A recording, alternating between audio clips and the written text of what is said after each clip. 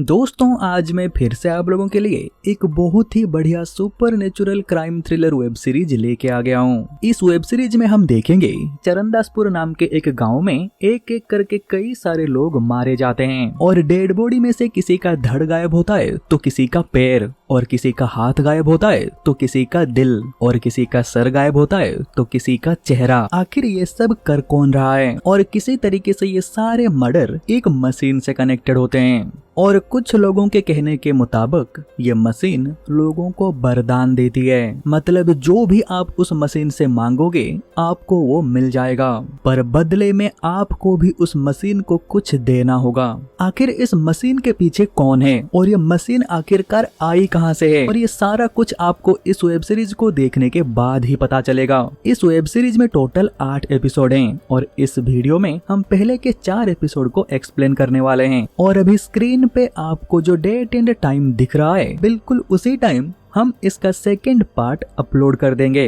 अगर आप इस तारीख के बाद इस वीडियो को देख रहे हो तो आपको पार्ट 2 वीडियो का लिंक नीचे डिस्क्रिप्शन पे या फिर कमेंट सेक्शन पे देखने को मिल जाएगा। आप वहां पे क्लिक करके डायरेक्ट उस वीडियो को प्ले कर सकते हो। आप बस पेशेंस के साथ इस वीडियो को पूरा देखिए, ये वीडियो आपको जरूर पसंद आएगा। तो चलो यार, बिना टाइम बर्बाद करते हुए साथ में मिलके इस मूवी को देखते हैं। एपिसोड 1 की शुरुआत 1950 में होता है और हम रुक्मणी नाम की एक महिला को देखते हैं जो शायद किसी कल्ट की हेड है। और फिर यहाँ पे हमें ये पता चलता है कि आज यहाँ पे कुछ ऐसा होने वाला है जो आज तक पहले कभी नहीं हुआ है। दरअसल रुक्मणी एक मशीन के मदद से एक मुर्दे को जिंदा करने वाली है। फिर थोड़ी देर बाद हम देखते हैं उस मुर्दे की उंगलियां हिलने लगते हैं। इससे पहले कि वो मुर्दा पूरी तरीके से जिंदा हो पाता, इस गांव के बहुत सारे लोग मसाल लेके यहाँ पे पहुंच जाते हैं और दरवाजा तोड़ के अंदर आने की कोशिश करते हैं। पर इससे पहले कि गांव वाले दरवाजा तोड़ के अंदर आते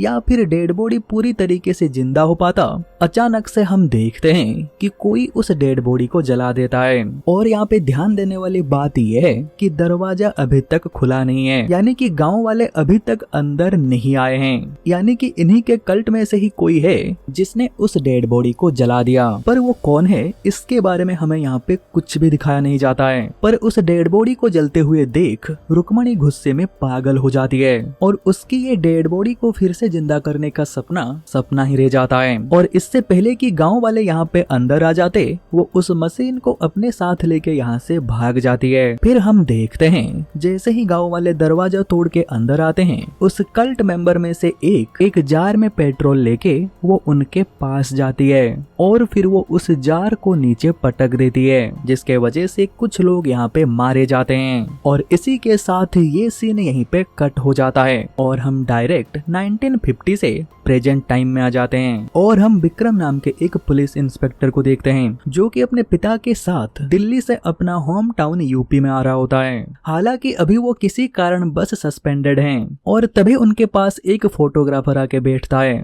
तो विक्रम नोटिस करता है कि उस फोटोग्राफर का दायां हाथ का अंगूठा कटा हुआ है। फिर विक्रम के पिता उस फोटोग्राफर के साथ बातचीत करने लगते हैं और बातचीत के दौरान वो बताता है कि वो यहाँ का नहीं है, वो अभी यहाँ पे कुछ काम के सिलसिले में आया है। फिर हम देखते हैं कुछ देर बाद विक्रम सर अपने पिता के साथ उसी घर में आ जाते हैं जहाँ पे वो बचपन में रहा करते थे। इस घर को देखते ही उन्हें उनका बचपन याद आ जाता है।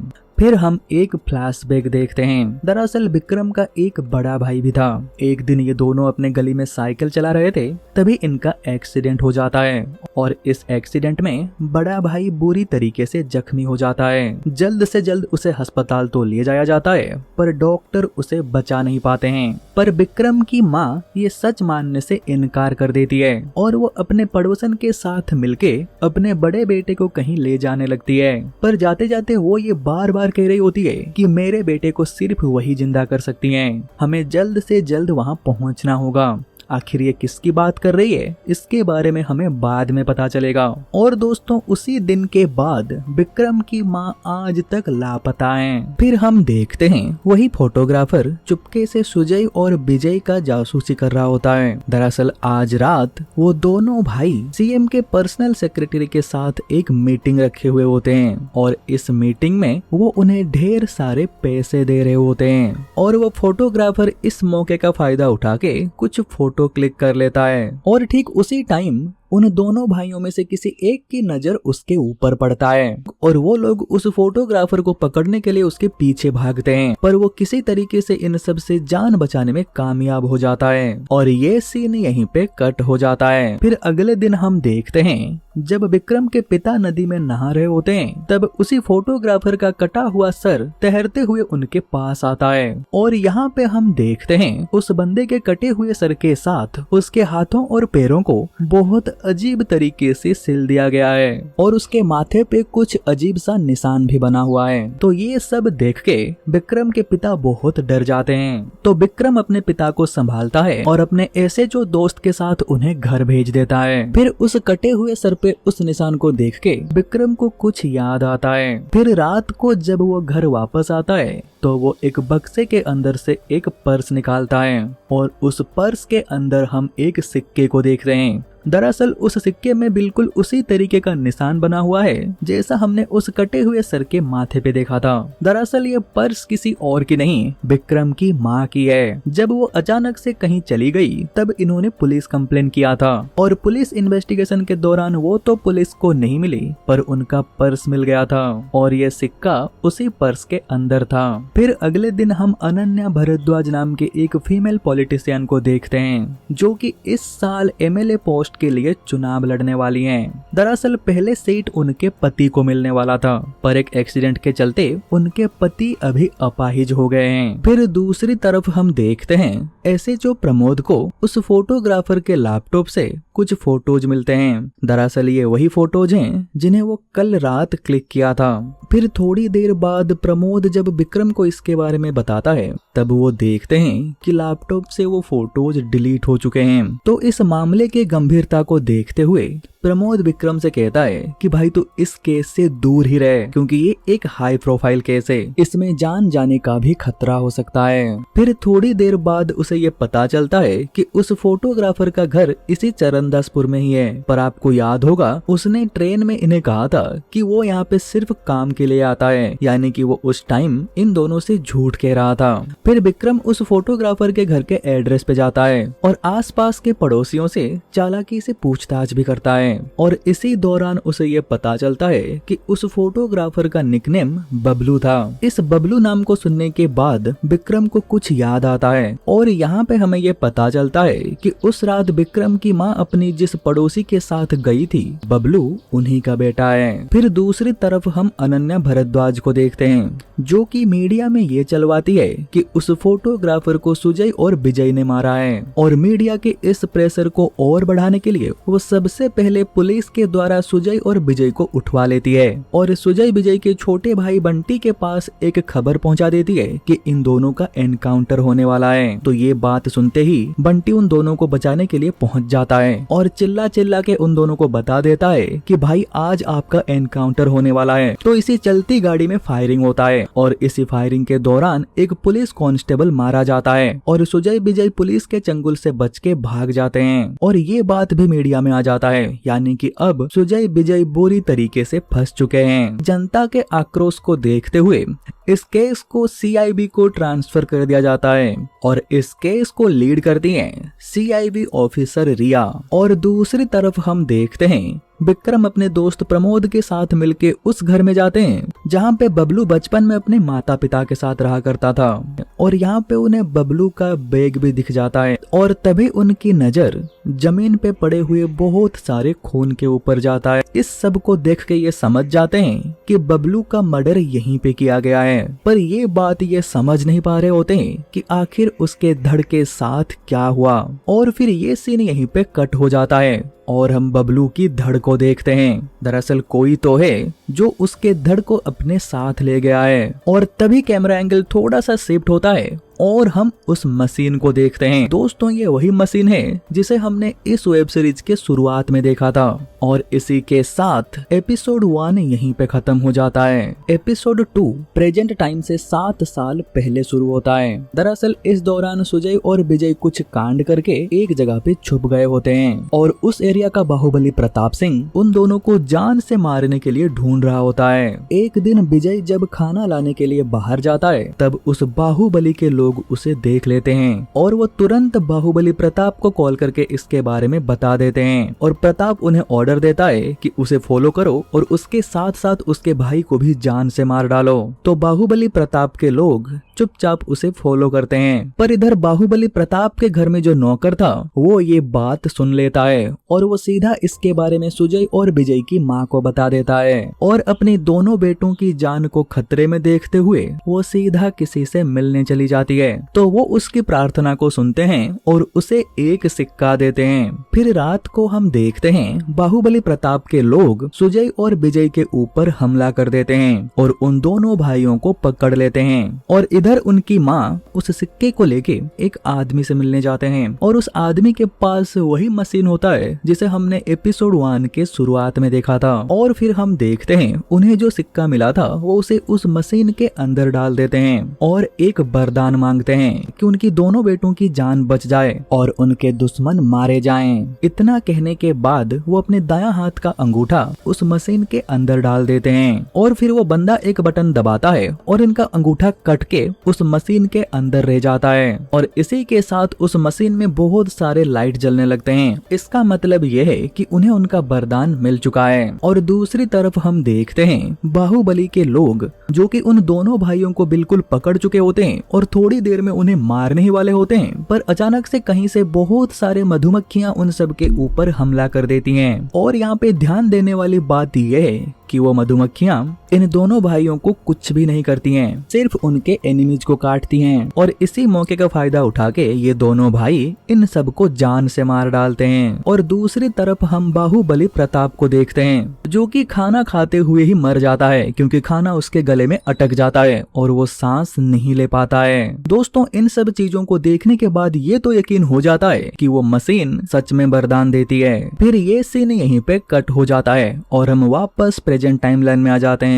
फिर हम देखते हैं सीआईबी ऑफिसर रिया उस फोटोग्राफर की मर्डर केस को सॉल्व करने के लिए चरणदासपुर आते हैं। यहाँ पे आते ही वो सबसे पहले उस मर्डर केस को स्टडी करते हैं। फिर वो देखते हैं कि अनन्या भारद्वाज इस केस में काफी इंटरेस्टेड हैं और वो बार बार मीडिया के सामने ये कह रही होती हैं कि उस फोटोग्राफर को सुजय और विजय नहीं मारा है। फिर अगले दिन हम देखते हैं विक्रम इंश्योरेंस एजेंट बनके उस फोटोग्राफर की पत्नी से मिलने जाता है और वो उन्हें कहता है, देखिए आपके पति ने जो इंश्योरेंस किया है उसमें नॉमिनी आपकी सासू माँ है, हमें बस उनसे एक एनओसी साइन करवाना है, उसके बाद वो सारे पैसे आपको मिल जाएंगे। क्या आपकी सासू माँ आपके साथ हैं? तो प्लीज उन्हें बुला लीजिए। तो रिपोर्टर की पत्नी कहती है, नहीं वो मेरे साथ नहीं रहती हैं, वो अपने किसी रिलेटिव के पास हैं। और हाँ मैं आपको बता दूं कि वो पूरी तरीके से पागल हो चुकी हैं, वो किसी को भी पहचान नहीं पाती हैं। तो विक्रम उन्हें कहता है कि आप टेंशन मत लीजिए, मुझे बस उनका एड्रेस दे दीजिए, मैं खुद जाके वहाँ से साइन करवा लूंगा।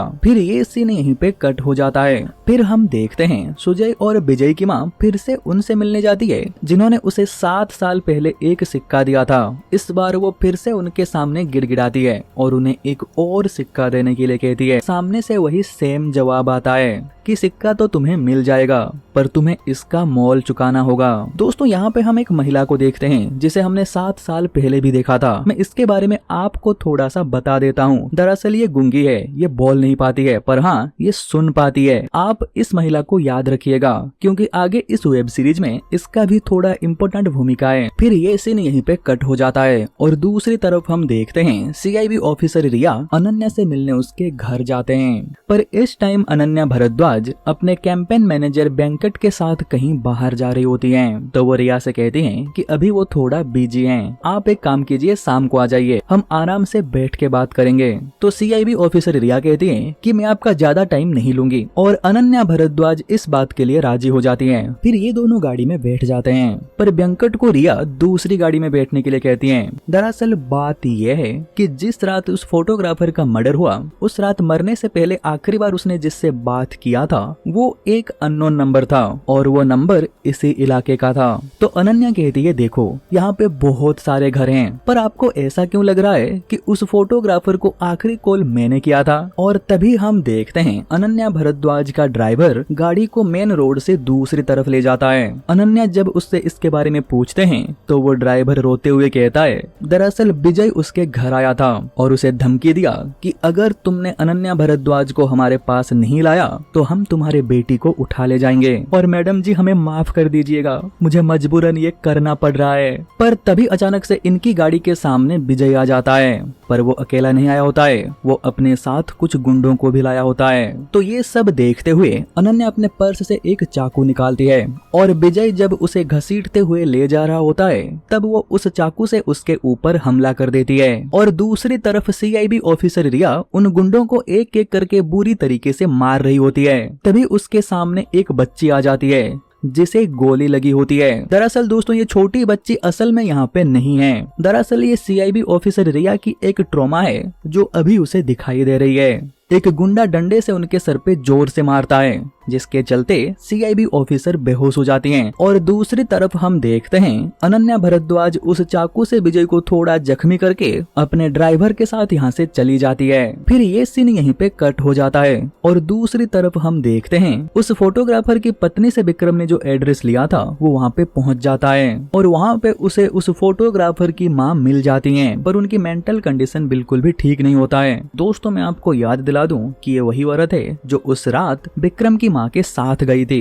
तो विक्रम उन्हें अपना परिचय देता है पर ये उसे पहचान नहीं पाते हैं। तो विक्रम उन्हें थोड़ा पुरानी बातों को याद दिलाने की कोशिश करता है और थोड़ी देर के लिए उन्हें सब कुछ याद आ जाता है। तब विक्रम फिर से अपना परिचय देता है और वो उन्हें पूछता है कि उसकी माँ कहाँ है और ये सुनते ही वो फिर से घबराने लग जाती हैं। फिर वो कहती हैं, मैं उसे मना कर रही थी कि वहाँ पे मत जा, पर वो मेरी एक नहीं सुनी।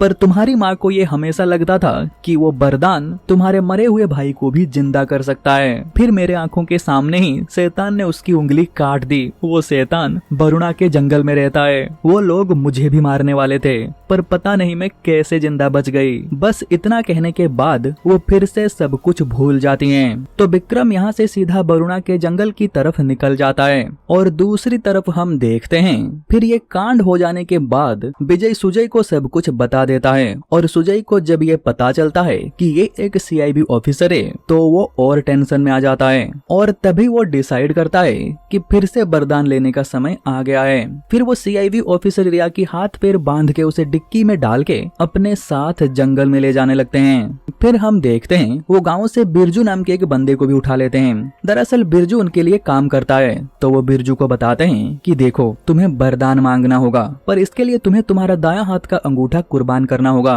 तो बिरजू ये सुन के बहुत डर जाता है तो सुजय उसे बदले में बहुत सारे पैसे ऑफर करता है। दरअसल बिरजू अभी बुरी तरीके से फंस चुका है, अगर वो यहाँ पे सुजय को मना कर देगा तो वो उसे जान से मार डालेंगे। तो मजबूरन बिरजू ऐसा करने के लिए राजी हो जाता है और ये लोग भी वही वरुणा के जंगल की तरफ जा रहे होते हैं। फिर ये लोग उस जगह पे पहुंच जाते हैं जहाँ पे उन्हें वरदान मिलने वाला है। फिर वरदान मांगने से पहले सुजय और विजय बिरजू को समझाते हैं कि उसे आखिर क्या वरदान मांगना है। फिर सुजय और विजय बिरजू को एक सिक्का देते हैं और कहते हैं तुम्हें इस सिक्के को उस मशीन के अंदर डालना है और वरदान में ये मांगोगे कि हमारे दुश्मनों का सर्वनाश हो। फिर बिरजू अकेले उस मशीन के पास आता है और उस मशीन के अंदर सिक्का डालने के बाद अपना दायां हाथ का अंगूठा उस मशीन के अंदर डाल देता है और तभी उसका अंगूठा कट जाता है और वो दर्द के मारे चिल्लाने लगता है। और उस मशीन के पास जो गुरुजी होते हैं वो उसे कहते हैं कि तुम्हारा वरदान पूरा हुआ। फिर वो सिक्का ऑटोमेटिक मशीन से बाहर आ जाता है और गुरुजी उस सिक्के को बिरजू को वापस कर देते हैं। और दूसरी तरफ हम देखते हैं कि विक्रम भी यहाँ पे पहुंच गया है। वो बस से उतर के इसी जंगल के अंदर आ रहा होता है। तो वरदान मिलने के बाद दोनों भाई बहुत खुश होते हैं। पर इससे पहले कि वो लोग यहाँ से जा पाते, अचानक से उन्हें किसी की चिल्लाने की आवाज सुनाई देता है। दरअसल ये कोई और नहीं, उनका ड्राइवर था। फिर वो देखते हैं किसी ने उनके ड्राइवर को बुरी तरीके से मार डाला है। तो ये दोनों भाई बंदूक निकाल के चारों तरफ देखने लगते हैं, पर उन्हें यहाँ पे कोई भी दिखाई नहीं देता है। तभी यहाँ पे अचानक से धुआं उठने लगता है। दरअसल इस धुएं में ऐसा कुछ मिला हुआ था जिसके चलते ये दोनों भाई जहाँ पे खड़े हुए थे वहीं पे फ्रीज हो जाते हैं और उन दोनों के हाथ पैर बिल्कुल भी नहीं हिलते हैं। और ये सब देख के बिरजू बुरी तरीके से डर जाता है और वो गाड़ी के पीछे आके छुप जाता है। फिर हम देखते हैं बिल्कुल काला कपड़ा पहना हुआ एक बंदा इन दोनों के सामने आता है और देखते ही देखते वो अपनी तलवार से विजय का दायां हाथ और सुजय का बायां हाथ काट देता है। पर वो इतने में नहीं रुकता है, वो इन दोनों का गला काट के इन्हें मार डालता है। तो इन लोगों के चिल्लाने की आवाज से सीआईबी ऑफिसर रिया जो गाड़ी के डिक्की में बंद पड़ी हुई हैं, उन्हें होश आ जाता है। और दोस्तों सुजय और विजय के चिल्लाने की आवाज विक्रम को भी सुनाई देता है और वो भी उस आवाज की तरफ आगे बढ़ता है। फिर जैसे ही वो काला कपड़ा पहना हुआ बंदा यहाँ से चला जाता है, विक्रम यहाँ पे पहुँच जाता है। विक्रम बिरजू से पूछता है कि आप ठीक तो हो ना, यहाँ पे अभी क्या हो रहा था। और तभी विक्रम को डिक्की के अंदर से कुछ आवाज सुनाई देता है और वो जैसे ही डिक्की को खोलता है उसे वहाँ पे सीआईबी ऑफिसर रिया मिलती है। फिर वो उन्हें बाहर निकालता है और उनके सामने अपना परिचय देते हुए कहता है कि वो एक पुलिस इंस्पेक्टर है। फिर वो यहाँ से जैसे ही थोड़ा आगे बढ़ते हैं तो वो देखते हैं कि यहाँ पे सुजय और विजय मरे पड़े हुए होते हैं और दोनों के शरीर से एक एक हाथ गायब है और उनके चारों तरफ ऑक्टागोनल शेप में आग जल रही होती है।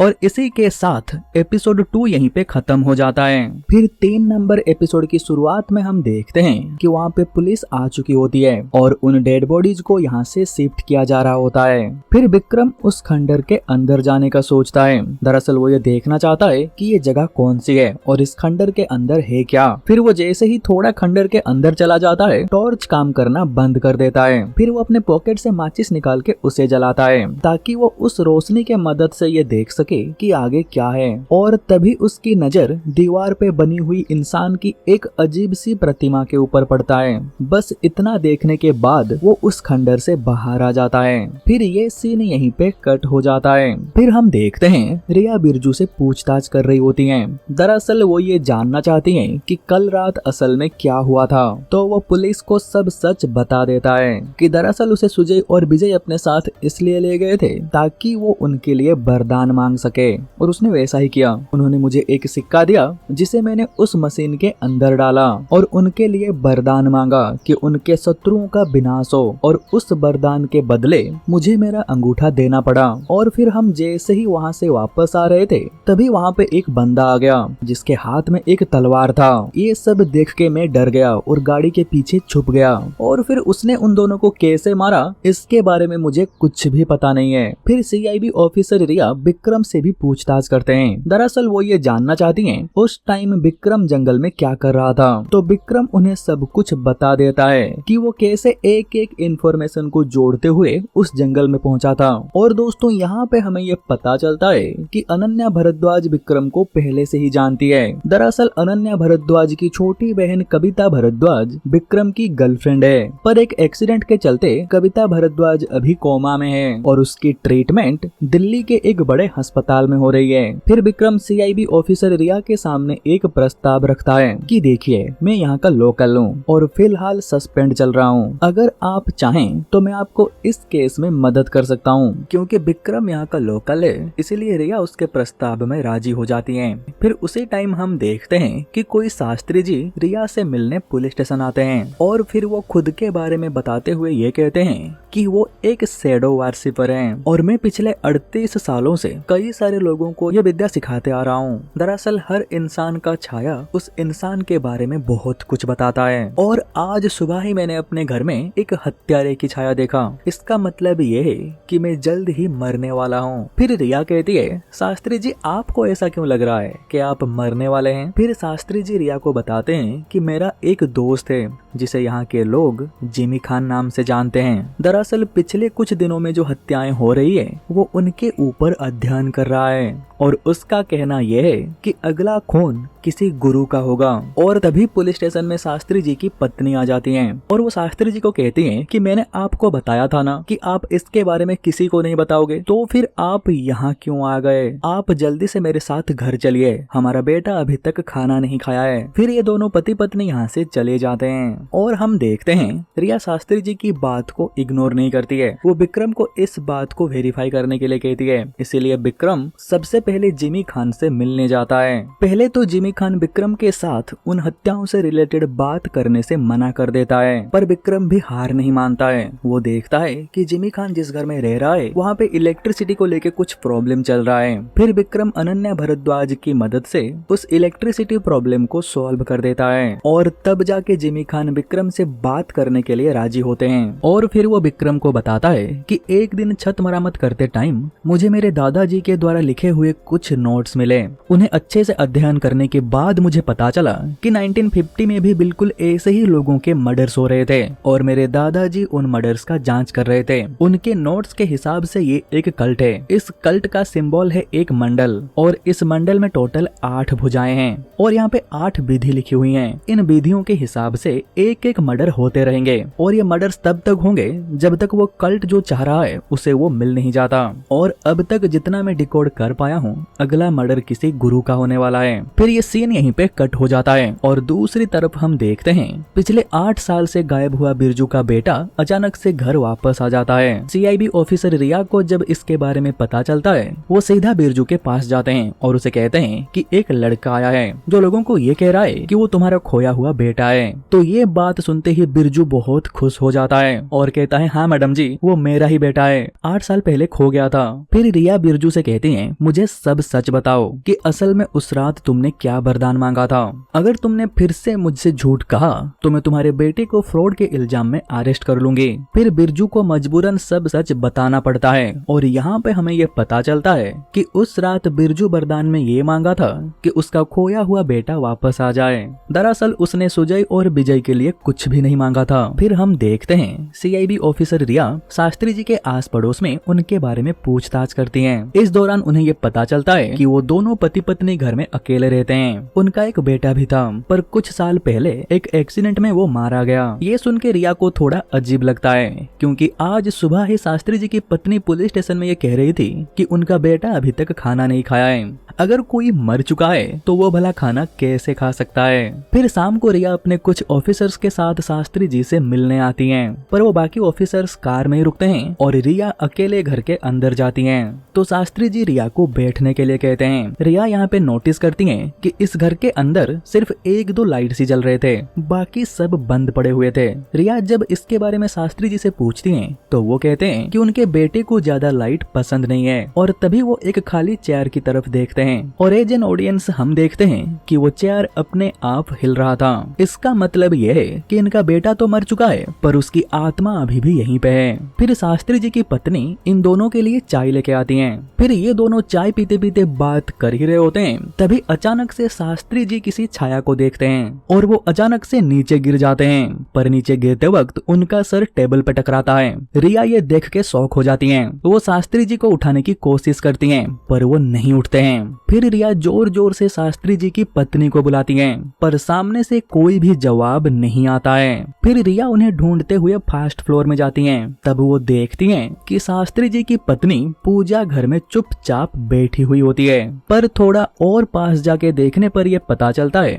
कि वो यहाँ पे बैठी तो हुई हैं पर उनका सर यहाँ से गायब है। दरअसल किलर उनके सर को अपने साथ ले गया है। और इसी शॉकिंग सीन के साथ 3 नंबर एपिसोड यहीं पे खत्म हो जाता है। 4 नंबर एपिसोड की शुरुआत में हम देखते हैं रिया ने विक्रम को भी यहाँ पे बुला लिया है और हाँ, नीचे गिरते टाइम शास्त्री जी को जो सर पे चोट लगा था उसके चलते वो भी मर गए। फिर ये लोग इस पूरे घर की अच्छे से तलाशी लेते हैं और इसी दौरान रिया को एक सीक्रेट लॉकर मिल जाता है। वो जैसे ही उसे ओपन करती हैं, उसके अंदर से उन्हें बहुत सारे सिक्के मिलते हैं। दोस्तों, ये वही सिक्के हैं जिन्हें उस मशीन के अंदर डाल के वरदान मांगा जाता है। पर ये सिक्के यहाँ पे क्या कर रहे हैं ये किसी को भी समझ में नहीं आता है। फिर इन्हें क्राइम सीन से कुछ आधे जले हुए टैबलेट्स मिलते हैं। विक्रम चुपके से उनमें से एक अपने पास रख लेता है और फिर वो उस टैबलेट को प्रमोद को देता है और उसे ये पता लगाने के लिए कहता है कि आखिर ये टैबलेट्स मिलते कहाँ पे हैं। दूसरी तरफ हम देखते हैं जिमी खान फिर से ये डिकोड कर लेता है कि अगला खून किसका होने वाला है। दरअसल उस कल्ट को अपनी विधि जारी रखने के लिए इस बार किसी राजघराने की लड़की का चेहरा चाहिए, मतलब अगला खून किसी राजघराने में होगा। जिमी खान से ये सुनते ही विक्रम को याद आता है कि कविता एक बार कह रही थी कि उनके माँ के खानदान से कोई राजघराने से थी। इसीलिए विक्रम तुरंत अनन्या भारद्वाज को कॉल करता है और उसे अपना ख्याल रखने के लिए कहता है, क्योंकि अगला खून किसी राजघराने से होने वाला है। दूसरी तरफ हम सीबीआई ऑफिसर रिया को देखते हैं जो उस फोटोग्राफर की पत्नी से मिलने जाती हैं। फिर वो उसे शास्त्री जी के घर से मिला हुआ एक सिक्का दिखा के कहती हैं, क्या तुम्हारे पति के पास भी ऐसा कोई सिक्का था? तो वो कहती है, हाँ, मैंने उनके पास ऐसा ही एक सिक्का देखा था। फिर वो घर के अंदर से वो सिक्का लाके रिया को देती है और कहती है वो हमेशा इस सिक्के को इन फोटोज के पीछे छुपा के रखते थे। रिया जब उन फोटोज को देखती है उन्हें पता चलता है ये फोटोज किसी और की नहीं, शास्त्री जी की पत्नी कालिंदी की है और इन फोटोज में वो किसी दरवाजे के सामने खड़े थे। फिर रिया यहाँ से चली जाती हैं और वो ये पता लगाने में लग जाती हैं कि आखिर उस फोटो में कालिंदी जी कहाँ खड़ी हैं। और दूसरी तरफ हम प्रमोद को देखते हैं, वो उस टैबलेट की खोज में निकल चुका है। वो एक एक करके कई सारे दुकानों में पूछताछ करता है, फिर भी उसे इस टैबलेट के बारे में कुछ भी पता नहीं चलता है। फिर इसी दौरान उसे ये पता चलता है कि यहाँ से 15 किलोमीटर दूर हाईवे के साइड में एक बड़ा दवाखाना है, शायद वहाँ कोई इस टैबलेट के बारे में कुछ बता सके। इस उम्मीद से प्रमोद वहाँ के लिए निकल पड़ता है, पर वो वहाँ पहुँच के देखता है कि वहाँ पे कोई दवाखाना नहीं है, बल्कि यहाँ पे एक क्यूरियो शॉप है, मतलब एक ऐसी दुकान जहाँ पे रेयर एंटिक चीजें मिलती हैं। तभी प्रमोद को शॉप के अंदर से कुछ आवाज सुनाई देता है। उस आवाज को फॉलो करते हुए प्रमोद दरवाजे के पास जाके खड़ा हो जाता है और अंदर की तरफ देखने लगता है और ये सीन यहीं पे कट हो जाता है। और थोड़ी देर बाद हम देखते हैं सीआईबी ऑफिसर रिया भी यहाँ पे पहुंच जाती हैं। दोस्तों, दरअसल ये वही जगह है जहाँ पे कालिंदी ने वो फोटो क्लिक किया था। तो रिया यहाँ पे प्रमोद की बाइक को भी नोटिस करती है। फिर रिया दरवाजा खोल के अंदर चली जाती है क्योंकि इस टाइम दरवाजा खुला होता है। वो जैसे ही थोड़ा सा अंदर जाते हैं वो देखते हैं काले कपड़े पहने हुए एक लड़की किसी के चेहरे को उसके शरीर से अलग करके एक जार में रख रही होती है। फिर रिया उसे रोकने की कोशिश करती हैं और इस दौरान इन दोनों के बीच में हाथापाई होता है। रिया उस लड़की के ऊपर गोली भी चलाती हैं, पर अंधेरा होने की वजह से एक भी गोली उस लड़की को नहीं लगती है और वो उस चेहरे को अपने साथ लेके यहाँ से भागने में कामयाब हो जाती है। और इसी दौरान हमें ये पता चलता है कि उस लड़की ने प्रमोद को भी जान से मार डाला है। दरअसल हुआ कुछ यूं होगा, वो जब उस साउंड को फॉलो करके अंदर आया होगा तभी इस लड़की ने उसे मार डाला होगा।